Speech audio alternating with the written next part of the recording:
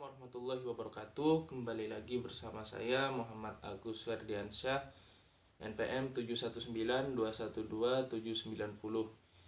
Nah, pada video kali ini saya akan menjelaskan tentang KUD. Oke, di sini kita lanjut. Di sini ada peranan KUD dalam pembangunan masyarakat pedesaan. Nah, di sini ada menurut Muslimin Nasution itu ada dua peranan, diantaranya adalah sebagai berikut. Yang pertama itu ada peranan primer, yang kedua itu ada peranan sekunder. Jadi menurut Muslimin Nasution itu ada dua ya, peranan primer dan peranan sekunder. Oke, di sini kita lanjut. Yang pertama itu ada peranan primer. Nah, peranan primer ini antara lain itu diantaranya sebagai berikut. Yang pertama itu meningkatkan efisiensi sektor pertanian sehingga memiliki daya tampung yang besar bagi lapangan kerja di pedesaan.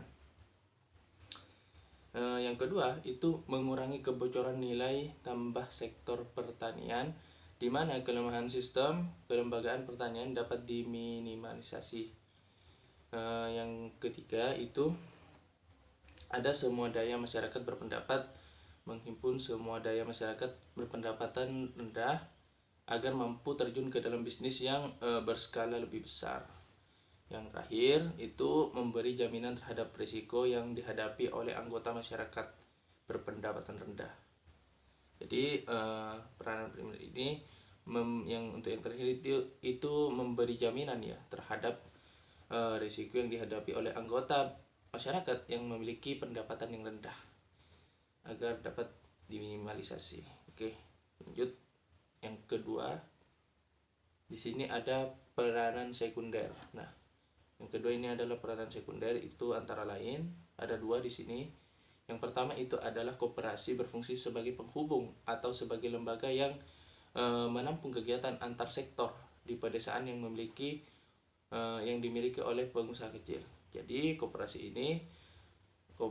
di pedesaan ini berfungsi sebagai penghubung atau sebagai lembaga yang menampung kegiatan-kegiatan apa saja antara sektor di pedesaan yang dimiliki oleh pengusaha-pengusaha kecil di daerah ini dengan daerah yang lain. Seperti itu. Untuk yang kedua ini ada koperasi bertujuan sebagai perangkat penyampaian informasi kepada masyarakat sampai ke tingkat yang paling bawah. Nah, di sini koperasi juga bertujuan untuk sebagai sarana komunikasi, menyampaikan informasi kepada masyarakat di bawahnya. Seperti itu. Oke, di sini kita lanjut, itu ada selanjutnya itu ada pengembangan KUD. Nah, pengembangan KUD ini tidak lepas dari perkembangan usaha masyarakat pedesaan. Sebagian besar KUD yang ada jenis usahanya adalah pertanian dan industri rumah tangga. Nah, pembangunan ekonomi pedesaan di masa datang tidak terlepas dari pengembangan usaha yang berbasis ekonomi pedesaan. Nah, melekat pada KUD bisa merupakan kelebihan atau kekuatan yang potensial. Nah, di sisi lain pada kekuatan tersebut terkandung kelemahan yang justru menjadi penghambat perkembangannya. Nah, kombinasi dari kekuatan dan kelemahan serta interaksi keduanya dengan situasi eksternal akan menentukan prospek perkembangan UKM. Oke, di sini kita lanjut, itu selanjutnya ini ada keberhasilan dan kekurangan KUD. Nah, apa saja keberhasilan dan kekurangannya? Itu yang pertama itu ada keberhasilan dari koperasi unit desa KUD ditentukan oleh yang pertama baik tidaknya alat perlengkapan organisasi. Nah, contoh suatu misal seperti rapat anggota dalam pengurus koperasi dan badan pemeriksa koperasi. Nah, selanjutnya itu ada seberapa jauh kegiatan koperasi unit desa mampu mengelola tugas yang dibebankan oleh pemerintah. Contoh seperti misal pengadaan sarana produksi, penggandaan sarana produksi ya. Ada juga kredit canda kula dan partisipasi anggota dan juga yang lain-lain sebagainya. Oke, di sini kita lanjut, itu ada kekurangan dari koperasi unit desa itu sendiri. Itu diantaranya ada beberapa kekurangan. Yang pertama itu adalah pejabat koperasi terlalu cepat memberi bantuan. Yang kedua, penyuluhan KUD. Yang ketiga, jumlah tenaga pembina koperasi. Yang keempat, pejabat koperasi tidak tegas. Yang kelima, membeli hasil pertanian di bawah harga pasar. Yang keenam ini belum mampu bersaing di pasaran. Yang ketujuh, kurangnya permodalan. Di sini dari hal berikut ini juga menjadi kekurangan dari koperasi unit desa, seperti halnya persaingan di pasaran ini, kurangnya persaingan di pasaran. Berarti kan KUD ini belum mampu ya bersaing secara sehat di pasaran, dan juga KUD ini juga mungkin butuh modal yang cukup banyak mungkin untuk bisa bersaing. Makanya di sini dicantumkan itu ada kurangnya modal juga. Ini harus benar-benar diperhatikan, sebab ini juga menjadi kekurangan dari KUD itu sendiri. Yang selanjutnya itu ada permasalahan KUD. Nah, di sini ada dua permasalahan ya. Yang pertama itu adalah permasalahan eksternal, yaitu dari luar, dan permasalahan internal dari dalam. Nah, permasalahan eksternal ini dari luar itu biasanya ya, ini ada 3 di sini. Yang pertama itu masyarakat belum mampu sepenuhnya diyakinkan bahwa koperasi merupakan sarana yang efektif dalam mengatasi kelemahan ekonomis dan dalam meningkatkan kesejahteraannya. Yang kedua itu belum adanya rencana induk pengembangan koperasi yang terpadu. Yang ketiga, belum adanya prasarana yang memadai untuk bisa membangkitkan kegairahan berkoperasi.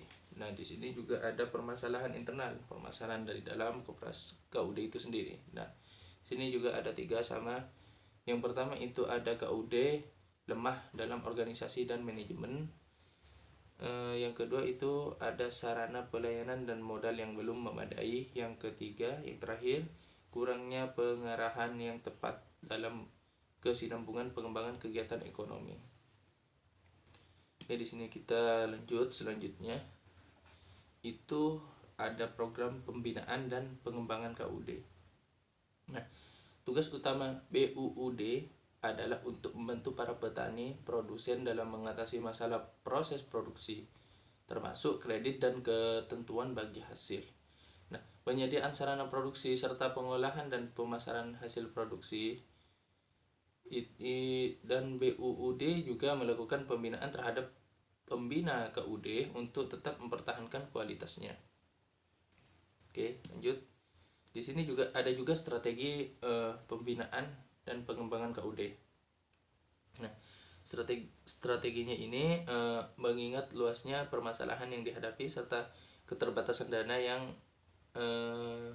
dan waktu yang dilakukan suatu strategi yang tepat dalam usaha pembinaan dan pengembangan KUD, strategi pemusatan pelayanan koperasi. Nah, di sini strateginya itu pemusatan pelayanan koperasi ya. Tujuannya dari strategi tersebut adalah untuk mengakomodasikan segala usaha pemerintah dalam mempercepat pengembangan KUD. Nah, dalam rangka pengembangan KUD diadakan pengendalian operasional untuk meningkatkan bimbingan dan penilaian teknis guna kelancaran pelaksanaan program dalam mencapai tujuan, untuk menyusun laporan rutin dan periodik dalam rangka memonitoring perkembangan KUD, dan untuk membuat evaluasi atas laporan rutin dalam rangka mengatasi penyimpangan dan kelemahan-kelemahan pelaksanaan program pengembangan KUD, sehingga dapat segera diperbaiki dan disempurnakan seawal mungkin. Oke, di sini kita lanjut. Oh ya, sudah tidak ada. Baik, mungkin sekian penjelasan dari saya tentang KUD. Kurang lebihnya mohon maaf.